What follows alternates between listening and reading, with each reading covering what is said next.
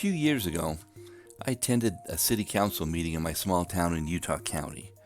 Among other items on the agenda, the council discussed a competition at the upcoming county fair in which each town would decorate a bull, and the bull from each city would be judged and the best one awarded a prize. I imagined a table covered with bowls from each city until later on in the discussion, a council member mentioned that the objects to be judged would be made of planks of wood. How do you make a round bowl out of 2x4s? I must have misunderstood, so I focused more intently on the word in question and at times heard something like bowl. Finally, the context of one sentence made me realize that the competition was between bowls made of planks, not bowls. In that moment, I realized that I was not the only one confused by the discussion because many members of the audience let out a collective "oh" with an accompanying shake of the head when they too finally caught on. Remember back in episode 6 when I talked about the most powerful sound in Utah is the L sound? Not because of how it's pronounced itself, but because it makes the preceding vowels change their pronunciation. It's responsible for both feel and fill being pronounced fill, and for both fail and fell getting the pronunciation of fell.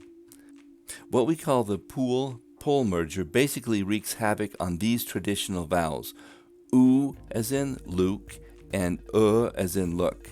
The symbols and brackets are how linguists write those vowels to avoid getting confused.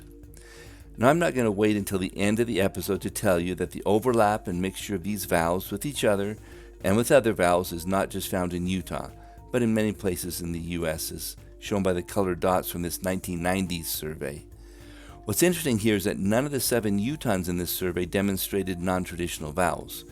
Well, we can kind of take these 7 responses on this map with a grain of salt when compared with the over 1,700 responses I got in my 2020 survey. What I mean is that in that survey, I found that 93% of the participants gave a vowel different from the traditional oo and one at least once. So, we're talking about a major characteristic of the Utah accent. Now, how did I get these data? Well, I did an online survey, and I asked people to match the vowel in a bunch of test words to the vowels in these words. For example, they were asked, which word has the vowel in school? Is it the in look, the oo in Luke, the o in lock, the in luck, or the o in bloke? What happened with words with the traditional oo vowel? Well, these are the test words. And in 39% of the cases, it was matched with something other than the vowel in Luke. So who gave the oo vowel a non-traditional pronunciation the most?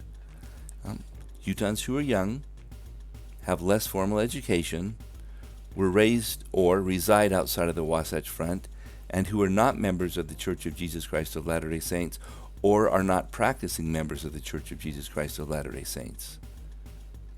So while oo remained unmerged in 62% of the responses, when it did merge, it was merged principally with the of look at a rate of 23%. That makes these words homonyms. But people matched all kinds of vowels to the test words with the traditional oo vowel. That means that there's tons of variation. You'll hear people say, that was cool, as, that was cool, that was cull, that was cull, that was coal. So, we've looked at how the traditional oo vowel is pronounced. How about the traditional vowel in words like look, book, shook, but when they are followed by super L? Here are the test words from the survey. And they could be matched to the vowels in these words. How about the traditional vowel in pole? Would you believe that 69% of the respondents matched them to something other than the of look?